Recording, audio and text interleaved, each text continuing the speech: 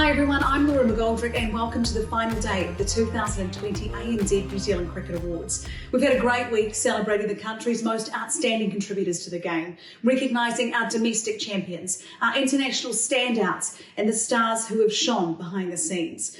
And now it's time for the grand finale, when we unveil for you our last collection of top awards, culminating in New Zealand cricket's supreme accolade, the Sir Richard Hadlee Medal. Time now for the ANZ International Test Player of the Year. The Black Caps had a roller coaster of a test season, drawing their series in Sri Lanka, beating England at home and being swept by Australia abroad before returning to New Zealand to beat India, the #1 ranked test side in the world, in back-to-back test matches in Wellington and of course in Christchurch. Throughout the season there were some outstanding test performances from players such as BJ Watling, Tom Latham and Neil Wagner. But the ANZ International Test Player of the Year for 2020 is Tim Southee. A constant in the Black Caps' test success over the past year, Southee shone in Sri Lanka, in Australia and at home as he took 40 wickets, 21, including 2 5-wicket bags. To give an idea of his impact on the Black Caps' performance, in the 4 tests they won, Southee took 25 wickets at 16.40, including 14 in 2 tests against India. Kane Williamson was last year's recipient of this honour. To present the award on behalf of New Zealand Cricket, board member and former test player Martin Sneddon. Thanks, Laura. Well, Tim, congratulations, ANZ Test Player of the Year. How does that feel? Thanks, Neds. It's a great honour. Test cricket's something I treasure a lot, and this award means a lot as well. This calendar year was pretty searching, wasn't it? When you had started off with tests in Sri Lanka and then home against England, away against Australia, and then finishing off against India. What was it like? How did you adapt what you were doing as the year went on? Yeah, I think when you get your future tour program and you look at this year and you look at it was a very exciting year, something the guys were looking forward to. Obviously, England, Australia, and India all in one summer. Doesn't happen very often, and so the guys were very much looking forward to that. The chance of playing in Australia a Boxing Day Test match, the guys were very excited about that, and also the tour to Sri Lanka where we had a great Test win in the second match in Colombo. I think nowadays to win Test cricket away from home is very hard, and we got a little bit of a touch up in the first Test, and the way that we were able to bounce back and win that second Test match, I guess. Gave us a little bit of momentum going into the home summer where we played some very good cricket in our own condition. When you look at the stats, 41 wickets at about 22, which is incredibly impressive. Those numbers are nice at the end of the day, but I think there's a lot of work from the teammates that go into helping out those numbers, the guys taking the catches, the guys creating the pressure at the other end that you're bowling in tandem with. So I think it's more of a collective group, and the guys have been outstanding, especially in our own conditions for a long period of time. So it's nice to be able to contribute in some way, but I think the other guys that work in around each other deserve a lot of credit as well. Just picking up on that point, when you look at it with yourself, with Trent Boult and Neil Wagner, it must be, tremendously satisfying to be within that trio and to have such a huge impact on most of the test matches that you guys play. Yeah, I think you need 20 wickets to win a test match, and I think playing alongside those other two, it's been brilliant for a long period of time now. We're very good friends, and I think we work extremely well together as a trio, and we all complement each other in different ways. We all offer in different ways as well. So it's I think although I sit here and collect the award, I think it's a bit of a collective from all those not only those bowlers, but as I say, the fielders. I think BJ Watling in particular, the work that he does behind the stumps is incredible, and alongside the other fielders as well. So it's a bit of a collective award, and I'm just sort of sitting here, I guess, reaping the rewards from it. You mentioned the fact that the bowling unit works so well together. Is there a bit of competition between the three of you? So there is that competition, I guess, amongst each other to try and keep pushing each other because we are good mates. But then also the way that Kyle came in and added another dimension as well. I think Trent and I swing it left arm, right arm. Wag does his thing, and then you got someone like Kyle who's got bounce as well. So it's ever evolving the bowling stocks. Well, Tim, congratulations. Fantastic, consistent performances over 12 months. Truly deserve this award. Thank you very much, Neds.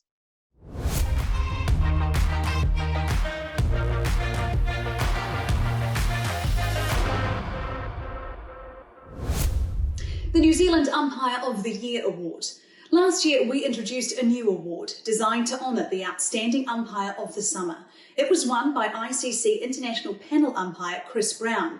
The judges considered tonight's winner demonstrated accuracy and decisiveness at the highest level, earned the respect of players and colleagues alike, displayed a composed and mature on-field manner, and continued to improve and develop. And the winner of the 2020 New Zealand Umpire of the Year is Kim Cotton. New Zealander Kim Cotton became the first woman to umpire a major ICC World Cup final after being appointed to the Women's T20 World Cup showpiece in Melbourne in March. Cotton, who began umpiring men's senior cricket in Timaru a decade ago, was included in NZC's reserve panel in 2016-17 and stood in the previous ICC Women's T20 World Cup in 2018. She umpired her first New Zealand cricket domestic men's List A fixture in November, and in January was a TV umpire in the third T20 International between the Black Caps and India. To present the award on behalf of New Zealand Cricket President Debbie Hockley. Kim Cotton, congratulations on being the GJ Gardner Holmes Umpire of the Year. Thank you, Debbie. It's a very pleasant surprise. I'm very honoured to win this award this year. Oh, you've earned it, I have to say. From being appointed to the ICC Umpiring Development Panel in 2018, it's been quite a short journey, hasn't it, to get to the point of standing in the final of the ICC Women's T20 World Cup at the MCG last month.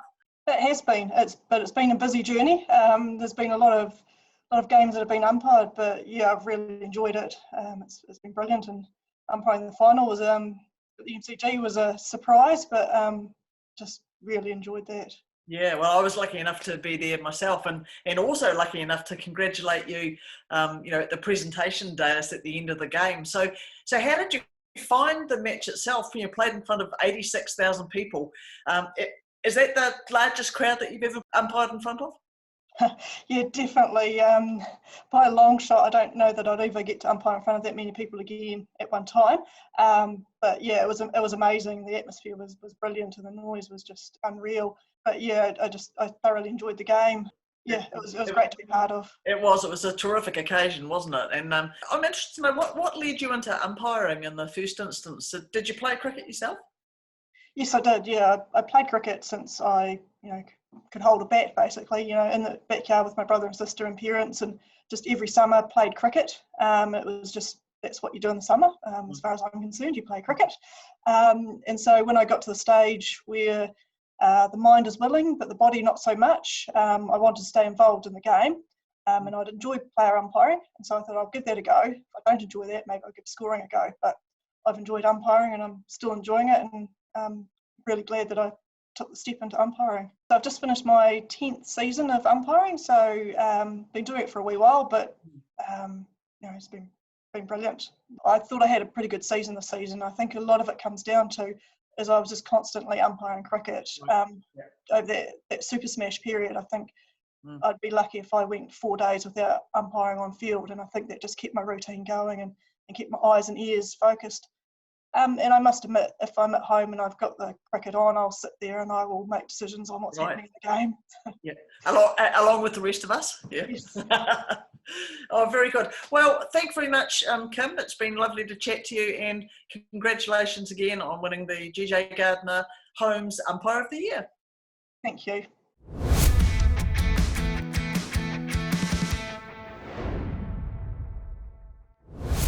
The Sir Richard Hadlee Medal is awarded to the player whose excellence and performance, in the opinion of the judging panel, has excelled beyond all others. An honour first introduced in the 2010-11 season.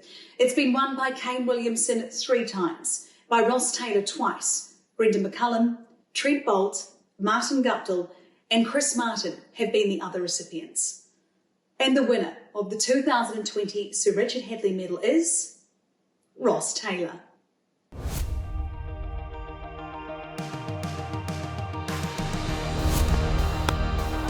Straight for 6. Taylor in the mood now.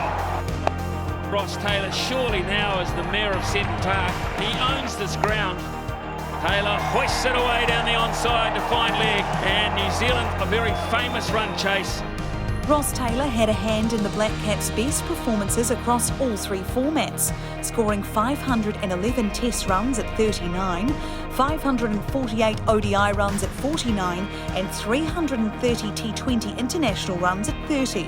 During the season, Taylor achieved the distinction of being the first New Zealander to play 100 T20 internationals and the fourth New Zealander to play 100 tests, in the process becoming the first cricketer in history to appear in 100 games in each of the three formats. There you go. That's the Ross Taylor we've watched and enjoyed for 100 Test matches. And to present the award on behalf of New Zealand cricket, the man the award is named after, Sir Richard Hadlee. Well, thanks, Laura. Hi, everybody. It is my great pleasure to announce the winner of the Supreme Award for 2019-20, the Player of the Year. And for the third time, it is Ross Taylor. Congratulations, Ross. Thanks, Pedals. Appreciate it. Well, you're a three-time winner along with Kane Williamson. You two seem to be having a ding-dong battle both on and off the field with runs and awards and these sorts of things. What does this award mean to you? It's always a highlight and an honour and a privilege to win the Sir Richard Hadlee Medal. It's been an amazing year. Obviously, World Cup final, a few ups and downs, obviously, with losing that final and playing the Boxing Day Test. It was such a proud moment to be able to play in that and to obviously have a lot of Kiwis there supporting us was something I'll never forget. And a personal highlight from a performance point of view, you got some good memories there? I think I was probably, if anything, not one innings in particular, probably just happy with the consistency. Any time that the team wins and you can contribute to a team performance, then you're happy. But, I guess any time you do, get the team across the line is always, extra special. You seem to have the trifecta now with 100 Test matches, a few hundred ODIs and T20s. A tremendous performance. What format do you prefer? My daughter asked me that this morning. So I better answer it the same way I did then. I think I really enjoy playing 2020 cricket. One-day cricket's probably my best format, but Test cricket, and when you do succeed at Test cricket, it's the ultimate and the most satisfying. So, I enjoy playing everything, but just being able to perform and getting a Test win, there's just something extra special about that. You've credited Martin Crowe as a hero, and he's obviously influenced your career in many ways. What sort of ways has he done that? I'm sure he'd be proud of this. And I think a lot of the time, when you have mentors like Marty, it's just going through the hard times and giving you a bit of a kick up the backside when you need it. I think, cricket, you go through a lot of ups and downs, especially as a batsman. And Martin being able to pass on a lot of his experience and wisdom has been a massive part of my career today.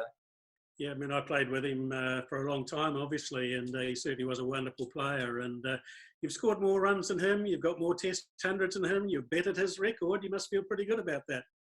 Yeah, I think it was something that he always strove, tried to push me to do. I think even if you asked him, he'd probably surprise him how well I have done. But, I've been fortunate to be helped by a lot of people over the years. And I guess when you win awards like this, it's a nice thing to be able to thank them.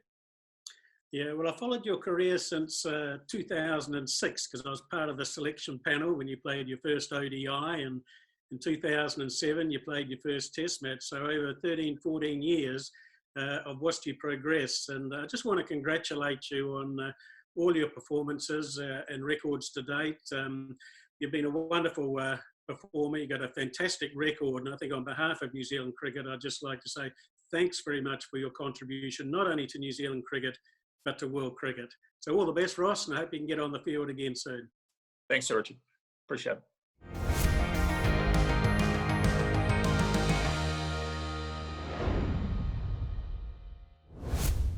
And with that brings an end to this week's awards. It's been so wonderful to honour so many deserving players, officials, volunteers and administrators from the past season. and we look forward to that continuing over the next judging period. In particular, we want to say all the very best of luck to the Black Caps in their World T20 campaign and the White Ferns in the ICC Women's World Cup campaign, which is happening right here in New Zealand. That's it from us. Take care of yourselves. We hope you're safe and well, and we'll see you very soon.